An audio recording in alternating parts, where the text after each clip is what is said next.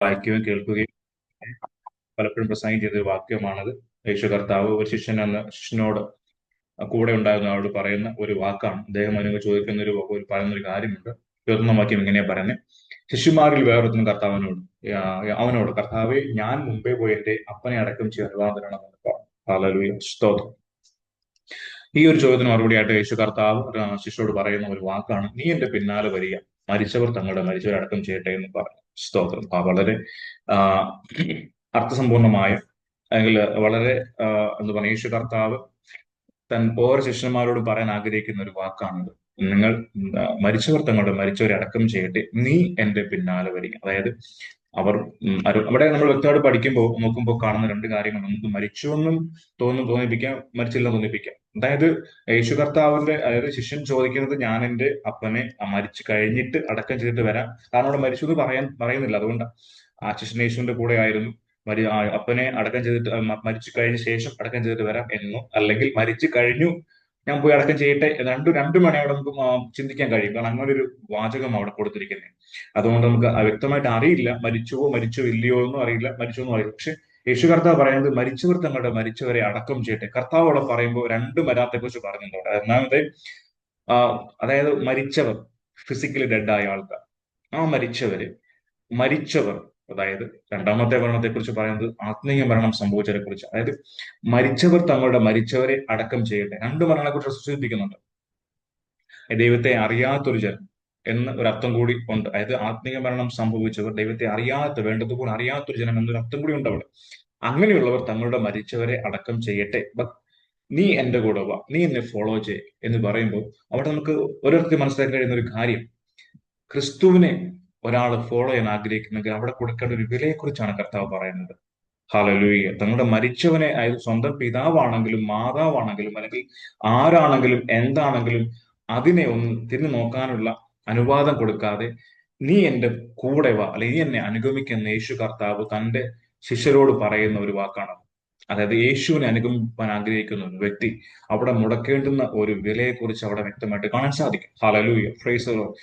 അതിലും ഉപരിയായിട്ട് എന്നെ ചിന്തിപ്പിച്ച മറ്റൊരു കാര്യമാണ്, ഈ മരിച്ച വ്യക്തി അല്ലെങ്കിൽ മരിച്ചവർ തങ്ങളുടെ മരിച്ചവരെ അടക്കം ചെയ്യട്ടെ എന്ന് യേശു കർത്താവ് പറയുമ്പോൾ, ആത്മീയ മരണം സംഭവിച്ചവൻ, ഭൗതിക മരണം സംഭവിച്ചവരെയോ അല്ലെങ്കിൽ ഏത് മരണം സംഭവിച്ചവരെയാണെങ്കിലും അവരെ അടക്കം ചെയ്യട്ടെ, നീ എന്റെ കൂടെ വരാമെന്ന് പറയുമ്പോൾ യേശു കർത്താവ് ഈ വിളിക്കുന്ന ശിഷ്യനെ, ആ ആ മനുഷ്യനെ വിളിക്കുന്നത് മറ്റൊരു മരണത്തിലേക്കാണ്. അവിടെ മൂന്നാമത് മരണത്തെ കൂടി കാണാൻ സാധിക്കും നമുക്ക്. ഹല്ലേലൂയ, സ്തോത്രം. അതിന്റെ ഏതാണ് ഈ മരണം? Praise the Lord. യേശു കർത്താവ് ഒരു മനുഷ്യനെ, നമ്മളെ ഓരോരുത്തരെയും വിളിക്കുന്ന അതുപോലെ നമ്മളെ ഓരോരുത്തരെയും വിളിച്ചപ്പോൾ നമ്മളെ ഈ മരണത്തിലേക്ക് വിളിച്ചത്. ഹല്ലേലൂയ. അതായത് കൊരിന്ത്യർക്ക് എഴുതിയ ലേഖനം അതിന്റെ 1 കൊരിന്ത്യർ, സോറി, 2 കൊരിന്ത്യർ 4-ാം അധ്യായം 11-ാം വാക്യം ഒന്ന് വായിക്കാം. 2 കൊരിന്ത്യർ 4:11. യേശു കർത്താവ് ശിഷ്യനെ വിളിക്കുന്ന മരണം. 2 കൊരിന്ത്യർ 4:11. അതിങ്ങനെ പറയാം: ഞങ്ങളുടെ മർദ്ദ ശരീരത്തിൽ യേശുവിന്റെ ജീവൻ വെളിപ്പെടേണ്ടതിന് ജീവിച്ചിരിക്കുന്ന ഞങ്ങൾ എല്ലായ്പ്പോഴും യേശു നിമിത്തം മരണത്തിലേൽപ്പിക്കപ്പെടും. അതായത് ക്രിസ്തുവിന്റെ ജീവൻ വെളിപ്പെടേണ്ടതിന് ഞങ്ങൾ എല്ലായ്പ്പോഴും യേശു നിമിത്തം മരണത്തിൽ ഏൽപ്പിക്കപ്പെടുന്നു. അതായത് ഈ ഹല്ലേലൂയ എന്റെ സ്വയം എന്ന മരണം, ആ സ്വയം എന്ന മരണം ക്രിസ്തുവിന്റെ ജീവനിൽ വെളിപ്പെടേണ്ടതിന് ഞാൻ എന്ന വ്യക്തി, അല്ലെങ്കിൽ സ്വയം എന്ന മരണം, അല്ലെങ്കിൽ എന്റെ സ്വയം എന്ന മരണം സംഭവിച്ചിട്ട് അവിടെ ക്രിസ്തുവിന്റെ ജീവൻ വെളിപ്പെടുക, അതിനുവേണ്ടി യേശു കർത്താവ് ഈ മനുഷ്യനെ വിളിച്ചത്. ഹല്ലേലൂയ. മൂന്നാമത്തെ മരണം അതാണ് ഹല്ലേലൂയ അവിടെ കാണുന്നത്. അതായത് ക്രിസ്തുവിന്റെ ജീവൻ വെളിപ്പെടാൻ വേണ്ടി എന്റെ സ്വയം എന്ന വ്യക്തിയുടെ, അല്ലെങ്കിൽ എന്റെ സ്വയത്തിന്റെ മരണം. നമുക്കറിയാം അതിനിങ്ങനെ പറയുന്ന ക്രിസ്തു പറയുന്ന ഒരു വാക്യമുണ്ട്: ഒരു എന്നെ ഫോളോ ചെയ്യാൻ ഇച്ഛിച്ചാൽ തന്നെത്താൻ ത്യജിച്ച് തന്റെ ക്രൂശ് എടുത്ത് എന്നെ അനുഗമിക്കട്ടെ എന്ന് പറയാം. അതായത് സംഘടന ഫുൾ ത്യജിക്കണം. ഒരാളെ യേശുവിനെ അനുഗമിക്കാൻ ഇച്ഛിക്കുകയാണെങ്കിൽ ഫുള്ളി ത്യജിക്കണം, എല്ലാ ഏരിയകളും ത്യജിക്കണം. ആ വ്യക്തിയുടെ സ്വയം അവിടെ മരിക്കണം, എന്നിട്ട് തന്റെ ക്രൂശ് എടുക്കുക, എന്നിട്ട് ക്രിസ്തുവിനെ ഫോളോ ചെയ്യുക. ആ മരണമാണ് ഇവിടെ യേശു കർത്താവ് എടുത്തു പറയുന്നത്. അങ്ങനെ വ്യക്തമായിട്ട് പറയുന്നില്ലെങ്കിൽ പോലും ആ ശിഷ്യനെ യേശു കർത്താവ് തന്നിലേക്ക് എന്നെ ഫോളോ ചെയ്യാൻ പറയുമ്പോൾ ഈ മൂന്നാമത്തെ മരണം അവിടെ കാണുന്നത്. ഹല്ലേലൂയ, സ്തോത്രം.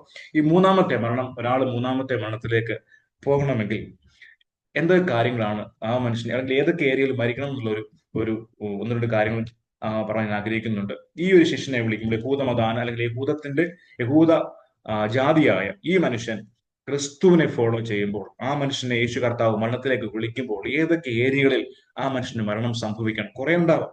എനിക്ക് രണ്ട് കാര്യം പ്രധാനപ്പെട്ട് പറയാനുള്ളത്. രണ്ട് കാര്യം പറഞ്ഞ് ഞാൻ നമുക്കിന്ന് പ്രാർത്ഥിക്കാം. ഹാലലൂയ, സ്തോത്രം. ഒന്നാമത്തെ കാര്യം എന്ന് പറയുമ്പോൾ, ആ അതായത് മതഭക്തി. യഹൂദം ഒരു മതം, ശരിക്കും യഹൂദ മതം എന്നൊരു മതം അല്ല. യഹൂദന്മാരുടെ ഒരു ജീവിത രീതിയായിരുന്നു കർത്താവ് കൊടുത്തത്. അത് യഹൂദന്മാരിങ്ങനെ അതിനെ മതമാക്കി മാറ്റിയതാണ്. മതം എന്ന് പറയുമ്പോൾ ദൈവം കൊടുത്ത അനുഷ്ഠാനങ്ങളായത് അവർക്ക് കൊടുത്ത അവരുടെ പാവപരിഹാരത്തിനായിട്ടും അവർക്ക് ദൈവം പറഞ്ഞു കൊടുത്ത പല കാര്യങ്ങളും അത് കാലക്രമേണ ആചരിച്ച് അനുഷ്ഠാനങ്ങളായി മാറിയ ശേഷം അത് മതത്തിന്റെ ചില ചടങ്ങുകളായി മാറി ദൈവത്തിൽ നിന്ന് അകന്നുപോയ ഒരു ജാതിയായിരുന്നു യഹൂദന്മാർ എന്ന് പറയുന്നത്. ആ കാലഘട്ടത്തിലും യേശു കർത്താവ് പലതവണ യഹൂദന്മാരുടെ നേതാക്കന്മാരെ ശാസിക്കുകയും വിമർശിക്കുകയും ഒക്കെ ചെയ്യുന്ന നമുക്ക് കാണാൻ കഴിയും. അപ്പോൾ യഹൂദൻ എന്ന് പറഞ്ഞ ജാതി ഒരു മതമായിട്ട് മാറിയ ഒരു കാലഘട്ടമായിരുന്നു അത്. യേശു കർത്താവ് ആ ഒരു കാലഘട്ടത്തിന് നടുവിലാണ് യേശു കർത്താവ് ഈ മനുഷ്യനെ വിളിപ്പാനോട് പറയുന്നത്, നീ മരിച്ചവരെ അടക്കം ചെയ്യട്ടെ, നീ എന്റെ കൂടെ വാ, നിന്നെ ഞാൻ മറ്റൊരു മരണത്തിനായി തിരഞ്ഞെടുത്തിരിക്കുന്നു. ഹല്ലേലൂയ, സ്തോത്രം. ഒന്നാമത്തെ മതഭക്തിയാണ്. മതം നമുക്കറിയാം, യഹൂദന്മാരുടെ കാലഘട്ടത്തിൽ യഹൂദന്മാരെ അനുസരിച്ച് പോകുന്ന ഒരുപാട് അനുഷ്ഠാനങ്ങൾ ഉണ്ടായിരുന്നു ആ ഒരു യഹൂദ മതത്തിൽ. സ്തോത്രം. പലപ്പോഴും മതം നമ്മളെ പലപ്പോഴും ഈ മതം എന്ന് പറയുമ്പോൾ ഒരു ചട്ടക്കൂടാണ്. മനുഷ്യന് ഒരു എന്താ പറയുക, ഒരു സുരക്ഷിതത്വം കൊടുക്കുന്ന, അല്ലെങ്കിൽ മനുഷ്യന്റെ ഭാവിയെക്കുറിച്ച്, അല്ലെങ്കിൽ മനുഷ്യന് ആ, പല ആഗ്രഹങ്ങളുമുണ്ട്. അപ്പം എനിക്ക് ലോകത്തിലെ ഏറ്റവും ബെസ്റ്റ് കാര്യങ്ങൾ വേണം, എനിക്ക് ഇത്ര നാൾ ജീവിക്കണം, എന്റെ കുഞ്ഞുങ്ങൾ, എന്റെ വീട്, എന്റെ വസ്തു, അല്ലെങ്കിൽ എന്റെ ജോലി, എന്റെ എന്ന് പറഞ്ഞു ജീവിക്കുന്ന, സ്വാർത്ഥ താല്പര്യത്തിൽ ജീവിക്കുന്ന ഓരോ മനുഷ്യനും അതിനെ അതിനെ ഗ്യാരണ്ടി കൊടുക്കുന്ന ഒരു ചട്ടക്കൂടായി മതം എന്ന് പറയുന്നത്. അതായത് ഈ മതത്തിനെ നദിക്കുമ്പോൾ നമുക്കറിയാം, നമ്മുടെ ചുറ്റുപാടുമുള്ള, അതായത് പ്രത്യേകിച്ച് സമുദായ മതസ്ഥരെ നമ്മൾ ഈ ബിലീവേഴ്സ് എന്ന് പറയുന്നെങ്കിൽ, പെന്തക്കോസ് നമ്മൾ പലപ്പോഴും, അല്ലെങ്കിൽ നമ്മൾ പെന്തക്കോസ് പ്രൊട്ടസ്റ്റന്റോ, അല്ലെങ്കിൽ നമ്മൾ ബോൺ അഗെയിനോ എന്ത് പറഞ്ഞാലും പലപ്പോഴും നമ്മളെ ഭരിക്കുന്ന ഒരു മതബോധമുണ്ട്. ദൈവം ഒരിക്കലും ആഗ്രഹിക്കാത്ത ഒരു കാര്യം മതബോധം എന്ന് പറഞ്ഞാൽ. പലപ്പോഴും ഒരു മതബോധത്തിനകത്ത് നിന്നുള്ള പലപ്പോഴും നമ്മുടെ ആത്മീയത മുന്നോട്ട് നമ്മൾ നയിക്കപ്പെടുന്ന അങ്ങനെയാണ്. ശരിക്കും ദൈവം നമ്മളെ കുറിച്ച് ആഗ്രഹിക്കുന്ന മതബോധത്തിനകത്തു നിന്നുള്ള, അല്ലെങ്കിൽ മതത്തെ ചട്ടക്കൂടിനകത്തുനിന്നുള്ള ഒരു ആത്മീയതയല്ല, ക്രിസ്തു അന്വേഷിക്കുന്ന ഒരു വ്യക്തി. അതായത് പൗലോസ് പറയുന്ന പോലെ, ക്രിസ്തുവിന്റെ ജീവനിൽ വെളിപ്പെടാൻ വേണ്ടി, ദൈവം എന്നെ കുറിച്ച് ആഗ്രഹിക്കുന്ന കാര്യങ്ങൾ വെളിപ്പെടാൻ വേണ്ടി ദിനംതോറും എന്നെ തന്നെ മരിപ്പിക്കുന്ന ഒരു അനുഭവം. അതാണ് ശരിക്കും ദൈവം നമ്മളെ കുറിച്ച് ആഗ്രഹിക്കുന്നത്. അതുകൊണ്ട് കർത്താവ് വ്യക്തമായിട്ട് പറഞ്ഞത്, നീ യഹൂദമതത്തിൽ ചേരാനുള്ള, കർത്താവ് പറഞ്ഞു, യഹൂദന്റെ അനുഷ്ഠാനം അനുസരിക്കാനുള്ള പറയുന്നത്, നീ എന്നെ ഫോളോ ചെയ്യാൻ ആഗ്രഹിക്കുന്നെങ്കിൽ കുഞ്ഞെ, നീ നിന്നെ തന്നെ ത്യജിക്കണം. ഓ റക്കമേനി ഹബ്ദാര പ്രഭ, നിന്റെ നിന്റെ മനസ്സിന് സമൂലമായ മാറ്റമുണ്ടാവണം, മനസ്സുബുദ്ധിക്ക് രൂപാന്തരപ്പെടണം. ഈ ലോകത്തിലുള്ളതൊന്നുമല്ല ബലമെന്നൊരു ബോധ്യമുണ്ടാകണം. ദൈവമായിട്ടുള്ള ബന്ധം, എന്നെ ഫോളോ ചെയ്യുമ്പോൾ ഞാനുമായിട്ടൊരു ബന്ധത്തിലാണ് നിന്റെ ജീവിതം മൊത്തം ഇരിക്കുന്നത്. നിങ്ങൾ ആ ക്രൂശിലെ കള്ളനെ നോക്കി, ആ യേശു കർത്താവിനെ ആദ്യം തള്ളി പറഞ്ഞെങ്കിലും രണ്ടാമത് യേശു കർത്താവിനെ സ്നേഹത്തോടെ ആ ഒരു യേശു കർത്താവിനെ ആശ്രയിക്കുന്ന ഒരു കള്ളന്റെ അവസ്ഥ നോക്കി. ആ കള്ളൻ രണ്ട് കരങ്ങളും രണ്ട് കാലുകളും ക്രൂശിക്കപ്പെട്ട് കിടക്കുന്ന കള്ളന. ആ കള്ളന് പിന്നെ ബാക്കിലേക്ക് നോക്കാൻ കഴിയത്തില്ല, അവന്റെ പാസ്റ്റ് ലൈഫിൽ നോക്കാൻ കഴിയത്തില്ല, അവൻ ക്രൂശിക്കപ്പെട്ട് കഴിഞ്ഞു. ഈ അനുഭവമാണ് നമുക്ക് വേണ്ടത്. ക്രിസ്തുവിനെ ഫോളോ ചെയ്യുന്നെങ്കിൽ നമ്മുടെ കരങ്ങളെയും നമ്മുടെ കാലുകളെയും എല്ലാം ക്രൂശിൽ തറയ്ക്കുന്ന അനുഭവം ഉണ്ടാവണം. ക്രിസ്തുവിനോട് കൂടെ ക്രൂശ് തറയ്ക്കുന്ന അനുഭവം. ഈ ഒരു ജീവനാണ് അവിടെ വെളിപ്പെട്ട് വരേണ്ടത്. ആ കള്ളൻ നോക്കി പിന്നെ കള്ളനെ ആശ്രയിക്കാൻ മറ്റൊന്നുമില്ല, ക്രിസ്തു മാത്രം. അതുകൊണ്ടാണ് പറയുന്നത്, കർത്താവെ അങ്ങ് രാജ്യത്വം പ്രാപിച്ചവരും എന്നെയും കൂടെ ഓർക്കണേ എന്ന് പറഞ്ഞ അനുഭവം അങ്ങനെയാണ്. അതായത് കള്ളൻ യഹൂദമതാനുസാരി ആയിരുന്നിരിക്കാം, ഓഫ് കോഴ്സ് ആയിരുന്നിരിക്കും, നമുക്ക് അറിയില്ല മനുഷ്യൻ. പക്ഷെ അപ്പോൾ ആ മനുഷ്യന്റെ അവസ്ഥ, രണ്ട് കരങ്ങൾ രണ്ട് കാലുകൾ ക്രൂശിൽ തറയ്ക്കപ്പെട്ട് ഒരു സ്റ്റെപ്പ് മുന്നോട്ടോ പുറകോട്ട് നോക്കാൻ പോലും കഴിയാത്തൊരവസ്ഥയിലായിരിക്കുന്ന കള്ളൻ. പിന്നീട് കള്ളന് മനസ്സിലായിട്ടുണ്ട്, എനിക്കൊരു ആശ്രയം ക്രിസ്തു മാത്രമേ, എന്റെ മുന്നോട്ടുള്ള ഓരോ സ്റ്റെപ്പും ഞാൻ വെക്കണമെങ്കിൽ എന്റെ ആശ്രയം കർത്താവിൽ മാത്രമായിരിക്കണം എന്നുള്ളൊരു തിരിച്ചറിവ് മനുഷ്യനുണ്ടായി. അങ്ങനെ ആ മനുഷ്യൻ നാവിൽ നിന്ന് വരുന്നത്, എന്നെ കൂടി ഓർക്കണമേ എന്നൊരു വാക്ക്. ഇതാണ് ഒരു ക്രിസ്ത്യൻ ലൈഫിൽ നമുക്ക് ഏറ്റവും ആവശ്യമുള്ളത്. നമ്മുടെ മതത്തിന്റെ, നമ്മൾ പലപ്പോഴും നമ്മൾ അറിയാതെ നമ്മളായിരിക്കും ചട്ടക്കൂടിൽ നിന്നും, ആ റിലീജിയന്റെ ചട്ടക്കൂടിൽ നിന്ന് ദൈവം നമ്മളെ കുറിച്ച് ആഗ്രഹിക്കുന്നത് അങ്ങനെയല്ല. കുഞ്ഞ്, നീ എന്നെയാണ് നോക്കേണ്ടത്, എന്നെയാണ് ഫോളോ ചെയ്യേണ്ടത്. ഹാലലൂയ. അനുഷ്ഠാനങ്ങളല്ല, ആചാരങ്ങളല്ല, നീ ഇത്രനാൾ മുറുകെ പിടിച്ച ആ യഹൂദമതത്തിന്റെ ചിന്തകളല്ല, മറിച്ച് ക്രിസ്തു എന്ന ഞാൻ, എന്നെ നീ ഫോളോ ചെയ്യുക. അതിനുവേണ്ടി നീ കൊടുക്കേണ്ടുന്ന ഒരു വിലയെക്കുറിച്ച് ആ മനുഷ്യനെ ദൈവം ഓർമ്മിപ്പിക്കുക ചെയ്യുന്നത്. സ്തോത്രം, ഹാലലൂയ. രണ്ടാമത്തെ കാര്യം എന്ന് പറയുമ്പോൾ, ചുരുക്കമായിട്ട് പറയുന്നത്, കാരണം നമുക്ക് സമയം അധികമില്ലല്ലോ. ആ രണ്ടാമത്തെ കാര്യം എന്ന് പറയുമ്പോൾ, യേശു കർത്താവ് ആ മനുഷ്യനെ വിളിക്കുമ്പോൾ അവിടെ സംഭവിക്കുന്ന ഒരു ചേഞ്ച് എന്ന് വെച്ചാൽ, ആദാമിന്റെ സ്വഭാവത്തിൽ നിന്ന് ക്രിസ്തുവിന്റെ സ്വഭാവത്തിലേക്ക് ഒരു മാറ്റമാണ്. ഹല്ലേലൂയ. അതായത് പാപത്തിൽ വീണുപോയ, പിശാചിന്റെ കെണിയിൽപ്പെട്ട് പാപത്തിൽ വീണുപോയ ആദാമിന്റെ സ്വഭാവത്തിൽ നിന്ന് ഓ ഹാലലൂയ, പുതിയ ആദാമായ ക്രിസ്തുവിന്റെ സ്വഭാവത്തിലേക്ക് ഒരു പരിവർത്തനം. നോക്കി, ന്യായപ്രമാണം പറയുന്ന കാര്യങ്ങൾ നമുക്കറിയാം. അതിൽ ഏറ്റവും പ്രധാനപ്പെട്ട കാര്യങ്ങൾ ഇങ്ങനെ പല്ലിന് പകരം പല്ല്, കണ്ണിന് പകരം കണ്ണ്, അല്ലെ? അങ്ങനെ ഒരു നിയമസംഹിതയായിരുന്നു ആ കാലഘട്ടത്തിൽ ഉണ്ടായിരുന്നത്.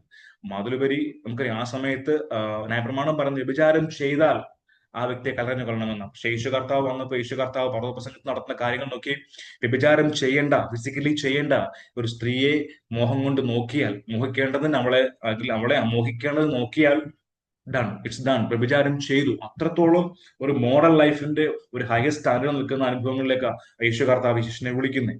നീ ഒരു സ്ത്രീ അല്ലെങ്കിൽ ഒരു പാപം ചെയ്യണമെന്ന് മനസ്സിൽ വിചാരിച്ചുറപ്പിച്ചാൽ ചെയ്തു കഴിഞ്ഞു. അവിടെ ഒരു ഫിസിക്കലി കമ്മിറ്റഡ് ആകണ്ട, അത് ഓൾറെഡി കഴിഞ്ഞു. അതാണ് പാപം. ചിന്തയിൽ പോലും പാപത്തിന്റെ അനുഭവം ഉണ്ടെങ്കിൽ അവിടെ അത് സംഭവിച്ചു എന്നാണ് യേശു കർത്താവ് ശിഷ്യന്മാരെ പഠിപ്പിക്കുന്നത്, ശിഷ്യന്മാരോട് പറഞ്ഞു കൊടുത്തത്. അപ്പൊ ഈ ശിഷ്യനോട് യേശു കർത്താവ് വിളിക്കുന്നത്, നീ ഇത്ര നാൾ അനുഭവിച്ച നിന്റെ ഫിസിക്കലി ഇൻവോൾവ്മെന്റ് ഉണ്ടെങ്കിൽ മാത്രമേ പാവമായി തീരുകയുള്ളൂ എന്ന് നിങ്ങൾ വിശ്വസിച്ച അവസ്ഥയിൽ നിന്ന്, എന്നെ നീ ഫോളോ ചെയ്യുമ്പോൾ നിന്റെ ചിന്തകളിൽ പോലും അത്തരം അനുഭവങ്ങൾ വന്നാൽ യു കമ്മിറ്റഡ് സിൻ എന്ന അനുഭവത്തിലേക്ക് വിളിക്കുക. അതായത് മോറൽ ലൈഫിന്റെ ഒരു ഹയർ സ്റ്റാൻഡേർഡ് ലെവലിലേക്ക് ദൈവം മനുഷ്യനെ വിളിച്ചുകൊണ്ട് പോവുകയാണ് ചെയ്യുന്നത്. അതായത് അവിടെയും സംഭവിക്കുന്നത് അവന്റെ ഫിസിക്കൽ ബോഡിയുടെ, അല്ലെങ്കിൽ അവന്റെ ഒരു സ്വയത്തിന്റെ മരണമാണ് സംഭവിക്കുന്നത്. ഒരു ദൈവമക്കൾ, നമ്മളെ എല്ലാവരെയും കർത്താവ് വിളിച്ചിരിക്കുന്ന ഈ അനുഭവങ്ങളിലേക്കാണ്. പലപ്പോഴും നമ്മൾ അറിയാതെയോ അറിഞ്ഞോ, നമ്മൾക്ക് ഇതിനെക്കുറിച്ച് ബോധ്യമുണ്ടെങ്കിൽ പോലും നമ്മൾ പലപ്പോഴും നമുക്ക് ഇതിനെക്കുറിച്ച് അറിയാം, പക്ഷെ ബോധ്യമില്ല. നമ്മൾ ഇതിനെക്കുറിച്ച് ബോധവാന്മാരോ ബോധവാദികളോ അല്ല. അറിയാം, എവിടെയൊക്കെ അറിയാം നമുക്ക്. ഇതെല്ലാം ഓർമ്മപ്പെടുത്തലുകൾ. ഞാൻ എപ്പോഴും പറഞ്ഞ കാര്യം, നമ്മളാരും അറിയാത്തവരല്ല, പക്ഷെ പലപ്പോഴും നമ്മൾ ഓർമ്മപ്പെടുത്തലുകൾ നമ്മളെ വീണ്ടും ഇതിലേക്കൊന്ന് മടക്കിക്കൊണ്ടുവരികയും നമുക്ക് ഒന്നുകൂടെ സമർപ്പിക്കാനും ഇടയായിത്തീരും. യേശു കർത്താവ് നമ്മളെല്ലാം വിളിച്ചതിന് വേണ്ടിയാണ്. നമ്മൾ ആയിരുന്ന ആ മത ചട്ടക്കൂടുകളിൽ നിന്ന്, അല്ലെങ്കിൽ നമ്മുടെ ആ ഒരു മോറൽ ലൈഫിൻ്റെതായ താഴ്ന്ന നിലവാരത്തിൽ, ഓഫ് കോഴ്സ് അവിടെ യഹൂദന്മാരുടെ ന്യായപ്രമാണം പറയുന്ന മോറൽ ലൈഫ് ഒരു താഴ്ന്ന അവസ്ഥയായിരുന്നില്ല. ആ കാലഘട്ടത്തെങ്കിൽ ആ ലോകത്തിലുണ്ടായിരുന്ന മോറൽ ലൈഫിലെ ഒരു ഹയസ്റ്റ് ലെവൽ ആയിരുന്നു യഹൂദന്മാർക്ക് ദൈവം കൊടുത്ത ഒരു കൽപ്പന ആയിരുന്നു. പക്ഷേ യേശു കർത്താവ് പറയുമ്പോൾ ആ ഒരു ഹയസ്റ്റ്, ഒരു നല്ല സ്റ്റാൻഡേർഡ് ഉണ്ടായിരുന്ന മോറൽ ലൈഫിന്റെ ഒരു ഹയസ്റ്റ് ലെവലിലേക്ക് യേശു കർത്താവ് പിടിക്കുക ചെയ്യുന്നത്. അപ്പൊ നിങ്ങൾ, ഒരാൾ നിങ്ങൾക്ക് വേണ്ടി എന്തെങ്കിലും ചെയ്യണമെന്ന് നിങ്ങൾ ആഗ്രഹിക്കുന്നെങ്കിൽ, നിങ്ങൾ അവർക്ക് വേണ്ടി ചെയ്യുമെന്ന് പറയുമ്പോൾ ഒന്നാലോചിച്ച് നോക്കി, ഇതിനൊക്കെ അപ്പുറത്തേക്ക് എന്ത് പറയാനാ? എനിക്കിവിടെ ഒരാളൊരു ആ കാര്യം ചെയ്യണമെന്ന് ഞാൻ ആഗ്രഹിക്കുമ്പോൾ എന്ന് കർത്താവ് പറയണം, നീ പോയി ആ മനുഷ്യൻ അങ്ങനെ ചെയ്തു കൊടുക്കുക എന്ന് എന്നോട് പറയുമ്പോൾ എനിക്ക് പിന്നെ എന്താ ചെയ്യാനുള്ള? നിന്നെ പോലെ നിന്റെ അയൽക്കാരനെ സ്നേഹിക്കുക എന്നുള്ള ഒരു കൽപ്പനയുടെ നിവൃത്തിയാ സംഭവിക്കുന്നുണ്ട്. ഹല്ലേലൂയ. ഇതാണ് യേശു കർത്താവ് നമ്മളെ ഓരോരുത്തരെയും വിളിക്കുന്നത്. അത് മൂന്നാമത്തെ മരണം എന്ന് പറയുമ്പോൾ യേശു കർത്താവ് ഈ ശിഷ്യനെ വിളിക്കുമ്പോൾ, എന്റെ പുറകെ വാ, നീ മരിച്ചവർ തങ്ങളുടെ മറ്റൊരു അടക്കം ചെയ്യട്ടെ യേശു കർത്താവ് ശിഷ്യനോട് പറയുമ്പോൾ, യേശു കർത്താവ് ആ മനുഷ്യനെ വിളിച്ചു കൊണ്ടുപോകുന്നത് ഇത്ര അനുഭവങ്ങളിലേക്കാണ്. മൂന്നാമത്തെ മരണത്തിലേക്കാണ്. മരണം എന്ന് പറയുമ്പോൾ ആ മരണം ചുമ്മാ ഒരു മരണമല്ല, അതൊരു വാഴ്ചയുടെ മരണമാണ്. ഹല്ലേലൂയ. അതൊരു വാഴുന്ന അനുഭവമാണ്. അന്ധകാര ശക്തികളുടെ മേൽ, നമ്മുടെ പാപത്തിലേക്ക് വലിച്ചുകൊണ്ട് പോകുന്ന നമ്മുടെ സ്വഭാവങ്ങളുടെ മേൽ ദൈവത്തോട് കൂടെ വാഴുന്ന അനുഭവങ്ങളിലേക്ക് മനുഷ്യനെ വിളിച്ചുകൊണ്ട് പോകുന്നത്. നമ്മളെ ഓരോരുത്തരെയും ഈ ലോകത്തിലുള്ള പലതും ഒന്നുമല്ല എന്നുള്ള ഒരു ബോധ്യത്തോടു കൂടി ആ ബോധ്യം പറഞ്ഞു കൊടുത്തിട്ട് അവനിലേക്ക് ആ അനുഭവം യേശു കർത്താവ് വ്യക്തിയിലേക്ക് ഇങ്ങനെ ഇട്ടുകൊടുക്കുകയും ചെയ്യുന്ന ഇതിലൂടെ. Thank you. ഹല്ലേലൂയ. കർത്താവേ, ആ അനുഭവങ്ങളിൽ പോകുവാൻ ദൈവം നമ്മളെ സഹായിക്കാൻ പ്രാർത്ഥന നമ്മൾ ദിവസങ്ങൾ വരട്ടെ. ഹല്ലേലൂയ. ക്രിസ്തുവിൽ വളരുവാൻ, ക്രിസ്തു നമ്മളെ കുറിച്ച് ആഗ്രഹിക്കുന്ന ആ ഒരു മരണത്തിലേക്ക് ഓരോ സ്റ്റെപ്പും വയ്ക്കുക.